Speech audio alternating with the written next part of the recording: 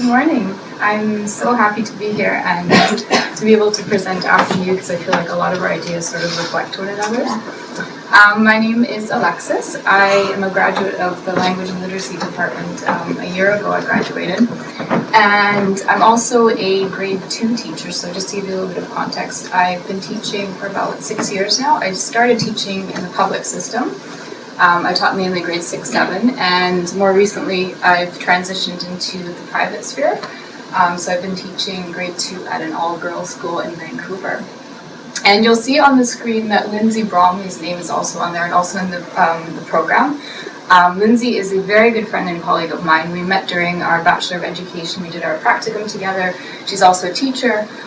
We remained really good friends, and we also actually did our graduating paper together as this massive collaborative project, which is quite unusual. But we approached our advisors and said that learning is a social process, and they were very supportive of this. So these are just some of the reflections of our graduating paper and of some of the research that we've done with our classrooms since then.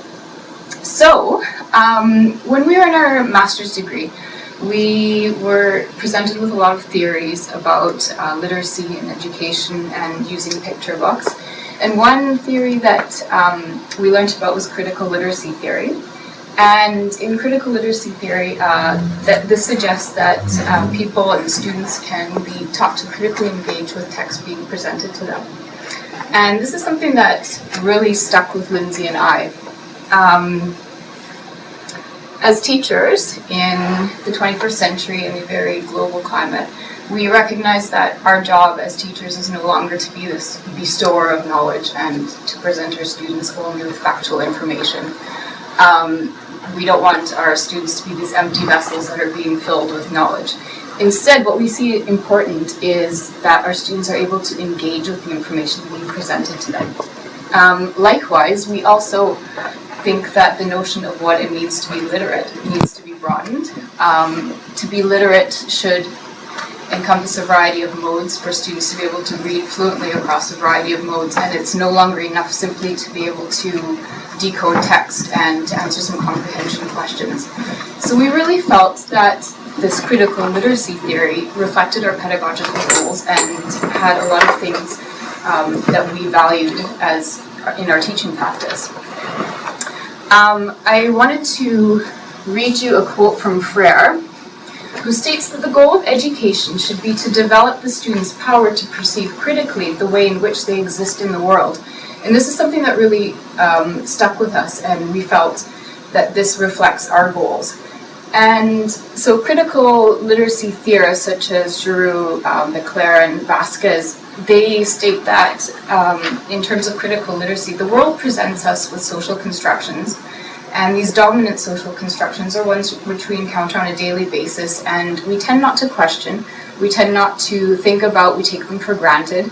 And as teachers, we think that it's very important for children to be empowered to recognize these social constructions that are being presented to them, and it's not necessarily a matter of right or wrong, but to consider how they're being positioned in things.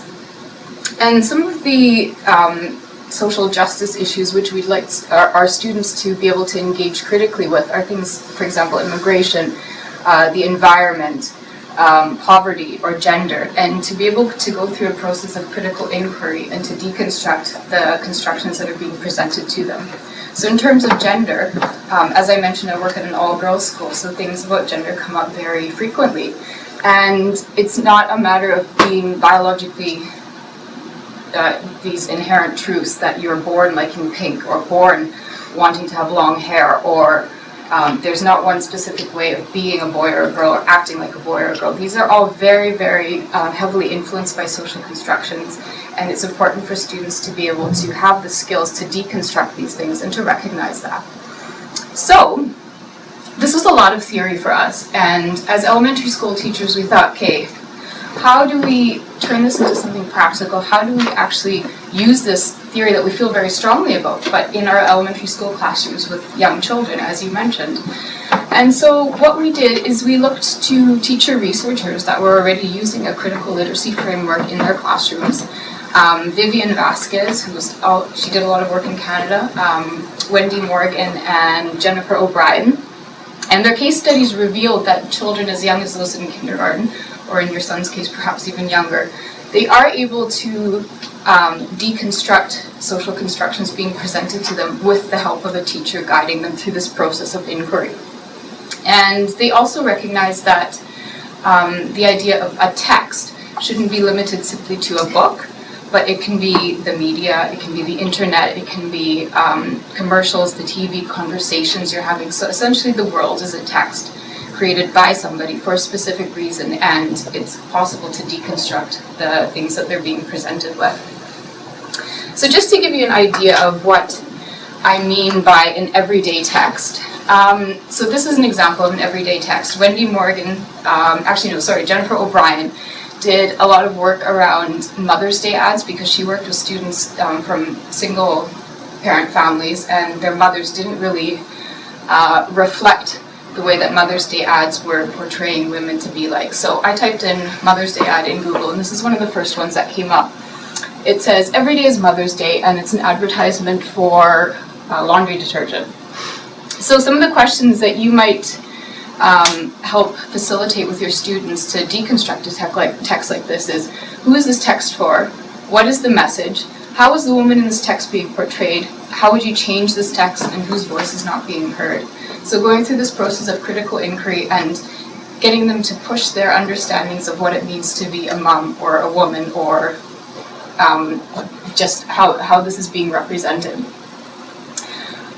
So Lindsay and I came up with a framework where we use Picturebooks as a tool to facilitate critical discussion and critical literacy skills in our classrooms. And there's a couple of reasons why we picked Picturebooks, because as Vasquez and Morgan and O'Brien suggested, it shouldn't be limited just to books, but to everyday texts as well. But we picked Picturebooks for a couple of reasons. Firstly, because Picturebooks are multimodal, and like you mentioned as well, this is a very important skill in the 21st century to be able to read fluently across a variety of modes. Secondly, because Picturebooks allow access for a variety of readers. So our classrooms are very, very diverse. They've got a huge range of reading abilities, ESL students, emergent readers, more developed readers. So a picture book will allow access for all of our students in some way or another, because the word isn't the only method of communication. And finally, because teachers are capable of using picture books. Picture books are widely available in schools and public libraries. Most teachers feel comfortable using them. It's not something that requires a lot of training. So that's one of the reasons why we pick picture books as well. Now, in terms of our criteria for selecting picture books, we don't think just that any book should be used, but we have particular criteria for using that, and that's sort of influenced by our reasons for picking picture books. So firstly, like I said, they cater to a wide range of reading abilities. Secondly, they're multimodal. And thirdly, they deal with social justice issues. So we look for books that deal with things that are raised by your students in the classroom. And I mentioned gender because I work in an all-girls school. Lindsay works at a school actually out here at UBC, and 24 of her 29 students are new immigrants to Canada. So issues of immigration and colonization are things that come up very frequently in her classroom. So these were some books that she would be using in her classroom. Some other social justice issues include gender again, xenophobia, or just general fear of the unknown, war, or dealing with death. So again, these are topics that people don't generally want to bring up, and maybe for fear of making children not as innocent as they seem. Environmental awareness, animal rights, poverty, bullying or self-empowerment, the idea of what it means to be good or bad, issues of morality, and racial or social prejudices. So these are just some of the topics that have certainly come up in our classrooms, some of the books that we've used to address these things.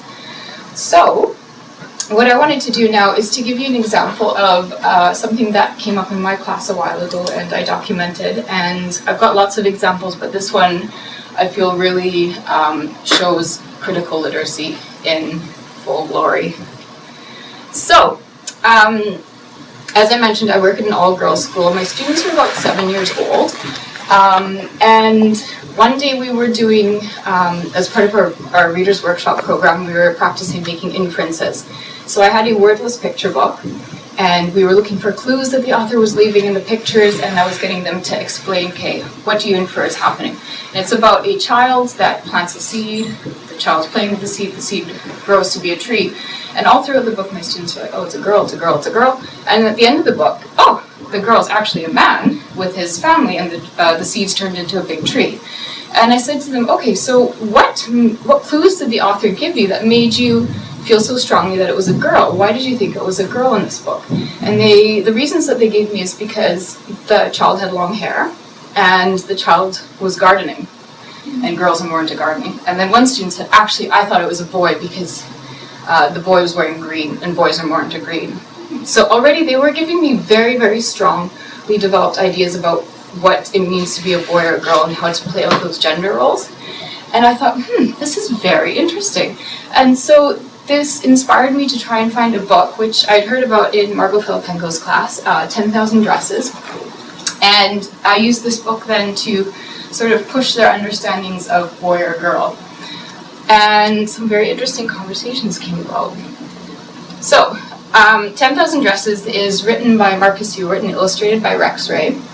It's about a child named Bailey. Bailey is biologically a boy, but identifies more as a girl, and Bailey dreams about having beautiful dresses. This is one of the fantasy dresses he has.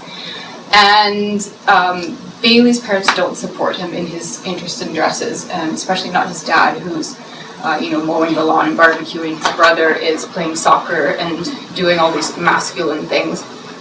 And so this weighs very heavily on Bailey throughout the book, that nobody is sort of supporting him in this. So I picked this book because, yes, it does deal with transgender children, but my conversation with the girls didn't really go there.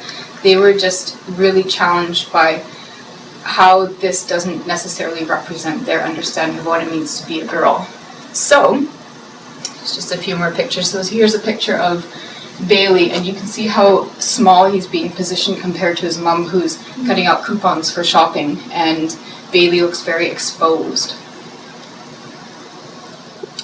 So, before I told the girls what we were doing, I handed out a sheet with an OWI chart, and this is for them to record what they observe, some questions that they have, what they're wondering about, and then what they can infer based on the picture. I didn't say anything about the book, I didn't show them the book, I just handed out this piece of paper that showed Bailey in his crystal ball gown. And right away, students were asking me, is this a boy or a girl? And can I draw hair on this girl? Is this girl's hair in a bun? Does this girl have cancer? And they were giving me very, very strongly developed ideas about their understanding of gender. And by the age of 7, these are very, very embedded in them already. And so they were very curious by the time we sat down to read the book. I'm not sure if you can read this. This girl wrote down, I infer he's a boy. I think he thinks he's pretty. I infer he's crazy because boys do not wear dresses.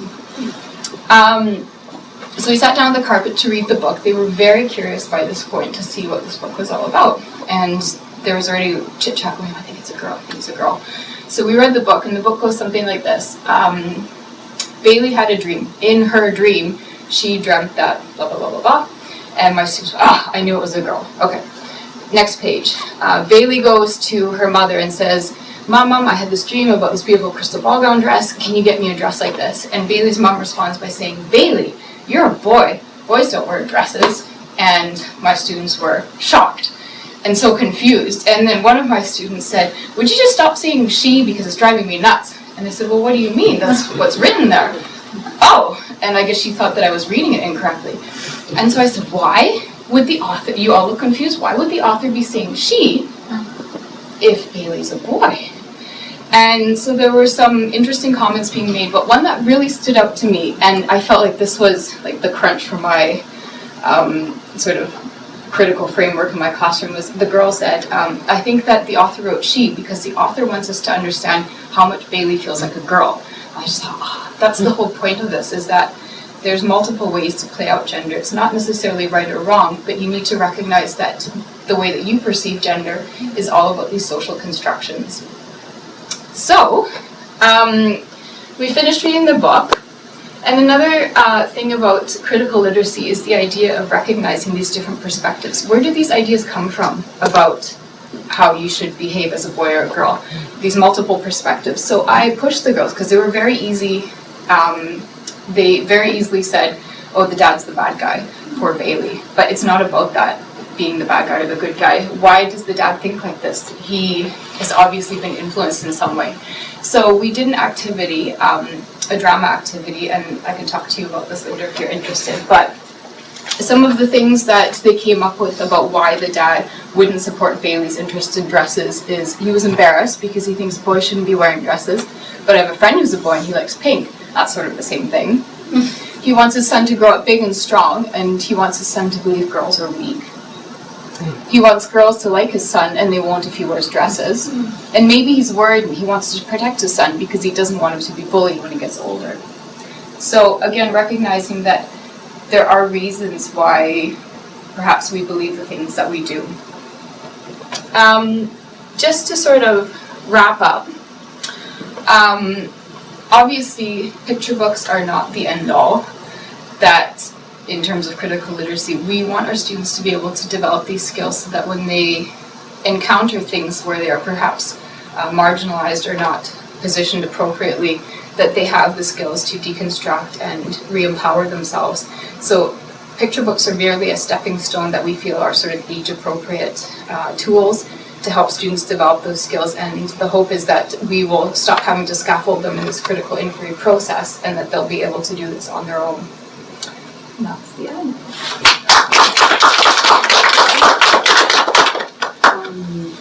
But first, I just want to congratulate you on tackling this. Thank you. I think of a number of my friends who are educators, and I don't know if all of them would actually sort of take on the critical literacy and really explore it. I think it was, what you did was wonderful. Some of the questions I jotted down, you kind of already spoke to. I was wondering about looking at beyond the picture book. What other modes could children potentially, into what Marini was talking about, could potentially show some of their understandings or their reflections. And so I wondered about things like drama, and you mentioned it. So thank you for answering my questions before I even got there. I have a question. Hi. Sorry, this is probably going to come out strangely, but I'm assuming that your students wear uniforms. So to what extent do you think the practices of schooling had an impact on their construction of gender that, you know? But that's something that I'm very aware of now. Yeah. And so when that comment came up that obviously it was a girl because this child had long hair and boys still have long hair, I sort of pushed them on that as well, and I said to them, well, the principal's female and she's got short hair. There's a girl in grade 4 that's got a pixie cut. Does that mean she's not female? Why are we all wearing dresses? And then I happened to be wearing a blaze, like one of those boyfriend blazers that day, and they made a comment to me that, oh, well, you're a girl and you're still dressed like a man. And so I think they are aware of that, and some of the reasons they came up with about wearing the uniform is because it's tradition, and, you know, we wear bloomers underneath. I wear pants on the weekend. I like to wear yellow, and yellow is not really a boy or a girl color. So perhaps they weren't aware of the fact that we have these traditions that we're just continuing, and I'd like them to be able to recognize that wearing a uniform isn't necessarily a bad or a good thing. It's just something they should be aware of. Does that answer your question? I'm curious if, especially because the story concerned a father who was resistant to it, if you had family members or resistant. That comes up in every time I present this book. And I guess something that I've thought about recently is that perhaps that's where you need to start your critical inquiry. Why would there be resistance? Why would people not be comfortable with kids talking about stuff like this? I thought that there would be lots of giggles and, especially when Bailey's in his underpants. But the girls were so mature about it, and it's just amazing to see what they're capable of. And I think that if their parents could see that level of maturity and that this is something that should and can be addressed, that they continue to be supportive about. The parents obviously know what I'm doing, but I did feel a bit hesitant the first time I used this book, for sure. It's not something that I would use as a TOC, as a teacher on call. I think that having a relationship with your students is very important before you sort of go into these issues of social justice, and you need to have that environment established already. One other thing that I didn't mention is that it really needs to come from the students in order for it to be authentic. My colleagues, so at my school there's 2 classes for each grade, so 2 grade 1 classes, 2 grade 2 classes. She was really interested in this but didn't know about how to execute this whole critical inquiry process, so she said, okay, can you teach that lesson in my class? But it wasn't authentic, it was just me coming in and teaching it, and the discussion wasn't nearly as deep or meaningful. And so it really needs to be from the students in order for it to have some kind of impact.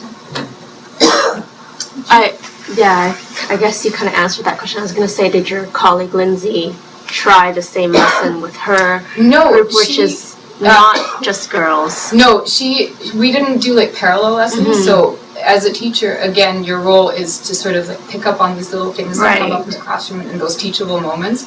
So she's definitely used The Island a lot, and The Rabbits by John Marsden. But do you think a co-ed class would react much differently? Because, you know, it's okay for girls to take on male characteristics and dress, but it's a lot more, it's different if boys, like in the book, have female characteristics. Like there's a lot of bullying that could go on. So I think that if she were to do it, she would probably do it maybe around Pink Day or Anti-Bullying Day, perhaps when it would seem more appropriate. I do see what you're saying. I'm not sure, to be honest with you, what it would be like. She's also teaching older students. My students are only 7, so this whole concept of transgender hasn't really come up. But I think that in her class it probably would. But at the same time, it would give students that are silenced a voice. I guess my question is, like, how would you deal with, like, girls are quite mature. How would you deal with sort of immaturity around an issue, and if your students reacted with a lot of giggling and stuff like that?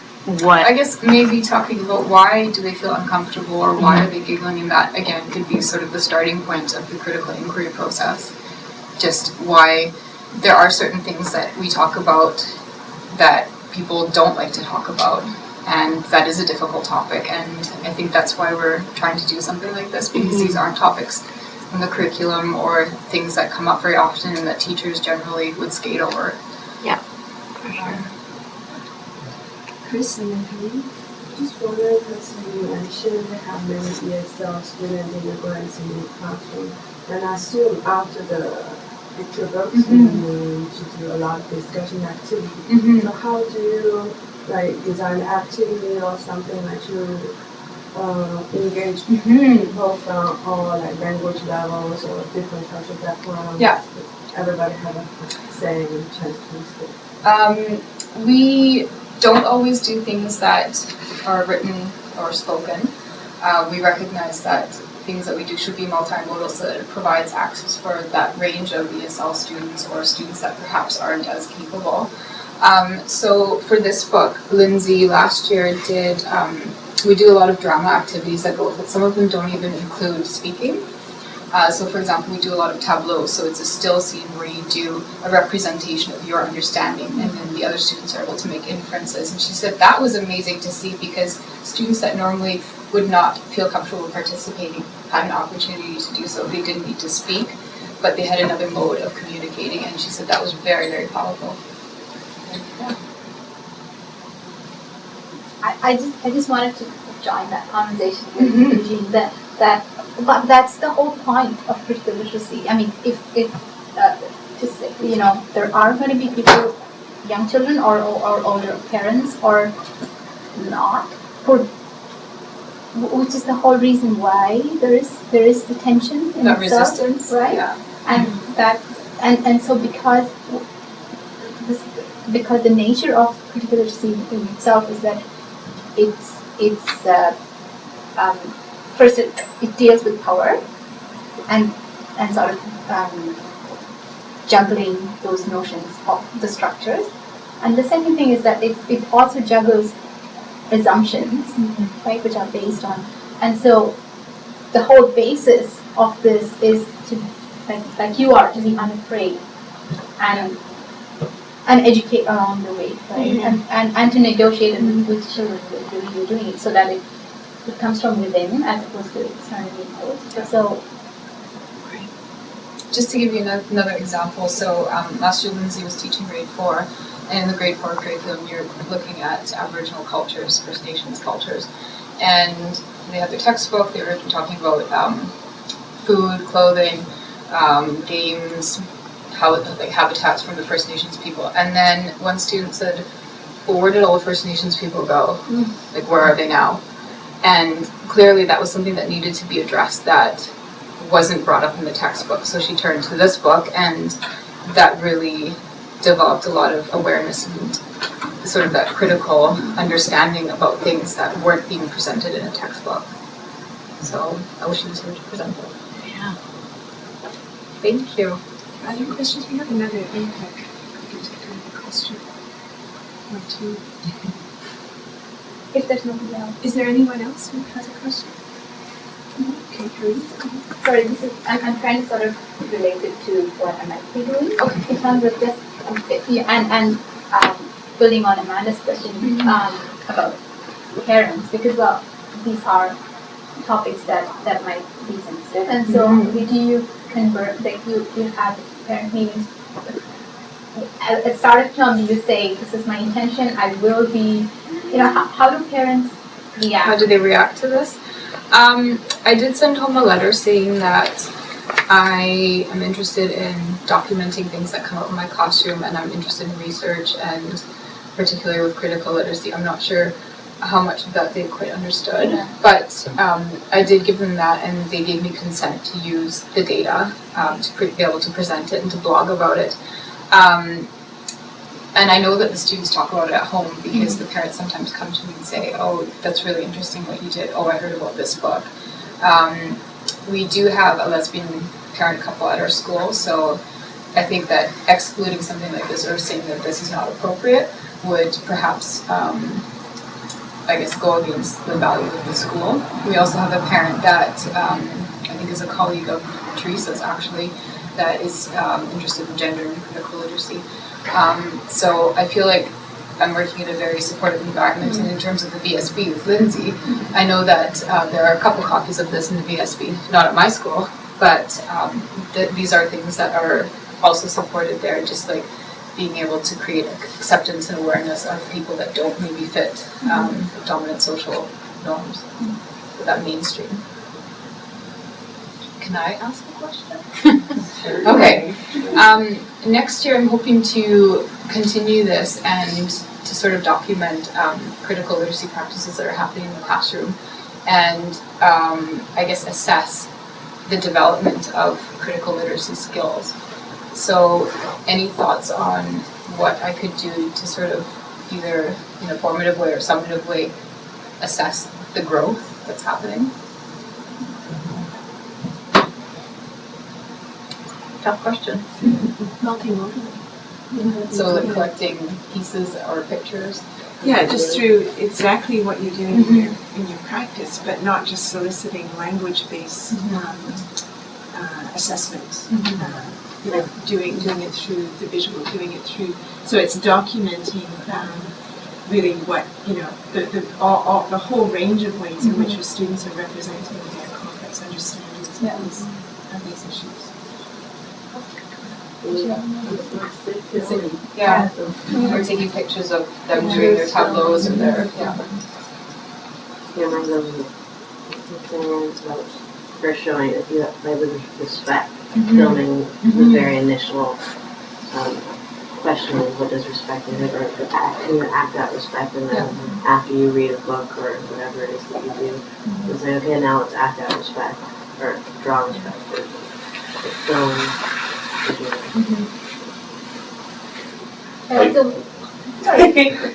I guess you'll also need to take some time to know the students, understand their different modes or preferred modes over a long period of time, so that in the questions that you give, you also take care of the range of modes, so that you don't give the question in one mode. Yeah, no, definitely.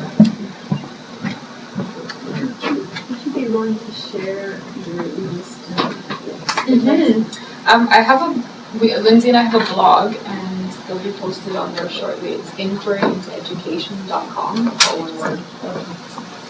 And there's lots of other examples of the interesting conversations that can come. Laura, will you be pulling together any of the PowerPoints or doing anything online so that people who've attended can access information? To do that. Yeah, Eugene said she willing to.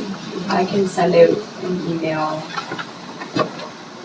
I'll be prepared for CSSC next week, so hopefully soonish about. Over time, if we might be able to put some of that. I do think it would be really helpful, because I'm really happy I got to be in here for this, but there's so much else that I'm missing too that I think we can, So you can see a what forum to continue sort of the conversations we're having as new researchers. I think as well. We'll see what we can do. Thank you so much. Thank you to all of you.